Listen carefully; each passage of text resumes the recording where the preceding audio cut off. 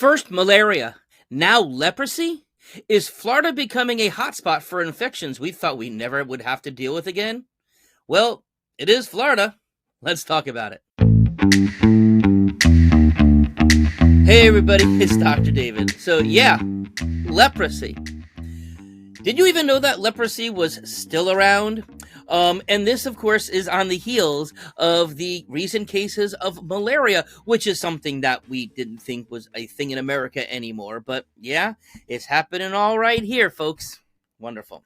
Now, as far as the surge of leprosy that's happened, and surge is the word that's being used because there's usually so little of it, but it still is a pretty rare phenomenon, and we shouldn't be running around like crazy, trying to figure out what's going on yet. We'll find out more, but it's not something we all should be all too worried about. The thing is this: 20% of all cases in the country in the past year have been here in Florida. More so, 80% of the cases in Florida have all been in the Central Florida area around Orlando. Okay, so that in and of itself is a little bit concerning of why it's being concentrated into this one. And as we'll talk about a little bit more, we're not really quite sure yet, but there are some possibilities. Now, knowledge of leprosy, really, we probably all know it goes back to biblical times. It was first mentioned in Leviticus, where they talk about the proper way to cleanse and purify oneself after getting leprosy. And we know that Jesus, in the New Testament, talked about him healing people and curing people from leprosy. Now, it is not really known or even felt that the leprosy that was described in the Bible was actually this particular bacteria that we're going to talk about. But nonetheless, we're going biblical on this stuff here now. So, wow, how about that? Now, the disease itself, leprosy, it peaked in the United States back in the 1980s, and it's been going down. But there are less than 200 cases per year where it's happening.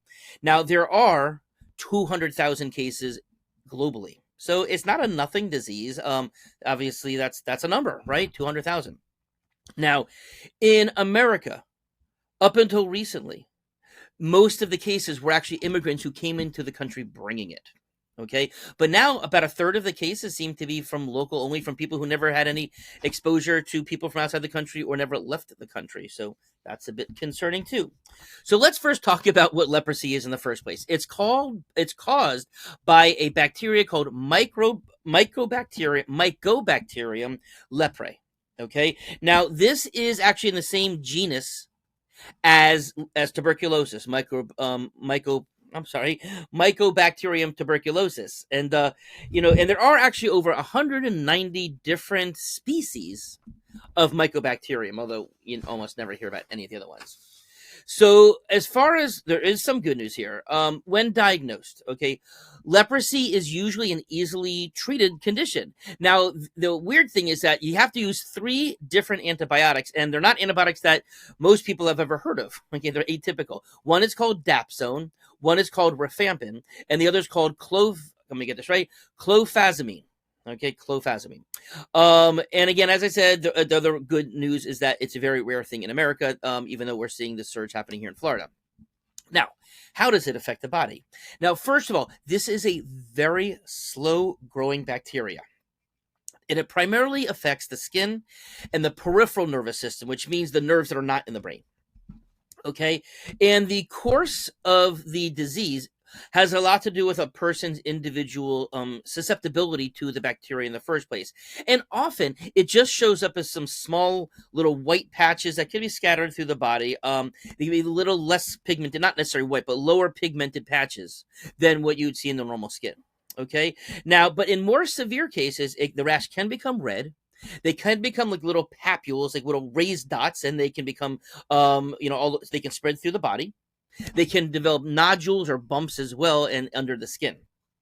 Now, in addition to that, it can affect the nerves of the skin and therefore make the rash be painful in of itself. So obviously most rashes, they may itch, but usually we don't say, this hurts me, my skin is hurting. We do see that with chicken pox. Varicella. So shingles can cause it, but most viruses, the rashes don't cause pain. Okay.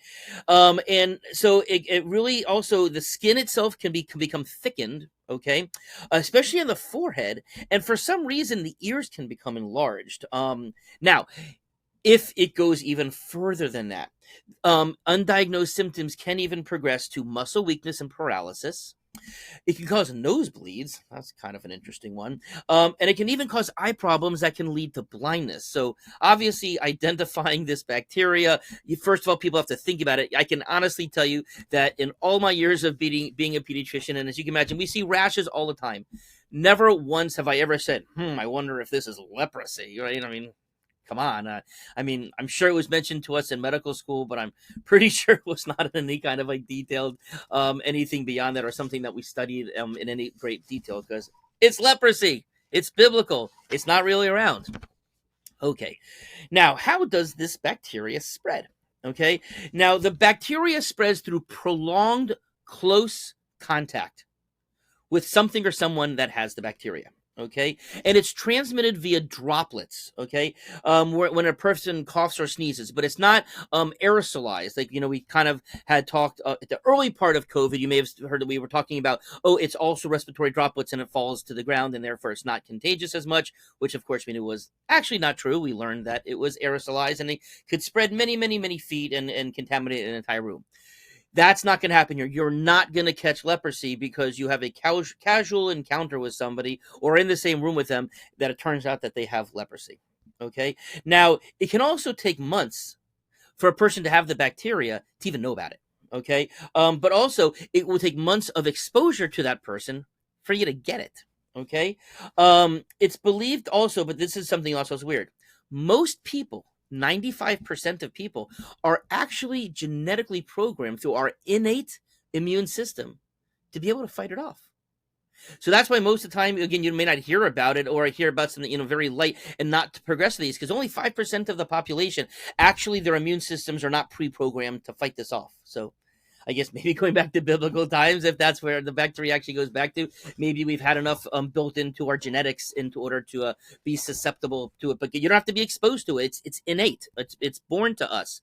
So it's not like other things where you have to build up immunity to it before you have protection against it. Okay, now why is this happening in Florida? As I kind of alluded to before, we don't actually know, but it's interesting because the 9-banded armadillo, which is actually quite popular and found here in all areas of the state of Florida except in the Everglades itself. They carry this bacteria. Okay. Now, none of the current cases, however, have there been any type of exposure to an armadillo. Okay. But this month, there was an interesting case that was published as a case study by the CDC of a 54-year-old man who lives in Central Florida his entire life, never traveled. However, he does do landscaping, spends lots of times outdoors, lots of times in soil. And the investigators from the CDC are questioning, not proof, if maybe he was working a lot in soil that had maybe armadillo droppings or something like that. But let's face it, there's lots of landscapers out there. There's lots of people who do garden work every day who don't develop leprosy. So I get maybe he was the susceptible one. I don't know. But nonetheless, we don't know that for sure. I imagine, we'll learn more. But in terms of here are some concluding thoughts. How can we protect ourselves from until we know more? Okay, so the most important thing is just kind of know the signs and symptoms like I described. Maybe look some pictures up online so that if you see something, say something, right? Let your medical provider know. One can biopsy the skin, etc. They can do some stainings of it to see if the bacteria is there. Special tests. You can't just like put it on a regular petri dish and find it because, as I said, it's a very slow growing bacteria. Okay, I guess we could say don't get too cozy with armadillos, right? Because they're such cuddly pets that we all have, right? But now, just to let you know, there is actually a vaccine. It's called BCG, and this is what's used in underdeveloped countries who have tuberculosis, and that is a vaccine given. But it is not a vaccine that's given in America. Okay, we don't vaccinate against tuberculosis. In fact, tuberculosis is so rare that if you may remember, if you're of a certain age where you used to get a skin test that they would put in there to see if it swelled up, that would indicate you have tuberculosis. Turns out that many of those were false negatives. And people were being treated with antibiotics unnecessarily, which actually led to tuberculosis resistance because of the antibiotics. So this is not something that is typically done in America. There's not the CDC, nobody is recommending that you go out and get a BCG vaccine. Not that you could probably get one anyway. So it's something to know about, not something for us to freak out about. But what else could we do? Well, we certainly have talked here on this channel about lots of ways to strengthen the immune system. And we know that a strong immune system seems to make a person not susceptible. So getting good sleep, exercising, eating healthy, avoiding high sugar types of foods, making sure your vitamin D and zinc levels. I haven't put a vitamin D and zinc plug in for at least 2 weeks. So there you go. I think that may be the longest I've gone without mentioning them. But all of those things support a healthy system. So stay tuned. But as this is a slow growing bacteria, I suspect this will be a slow growing story as well. Have a nice day.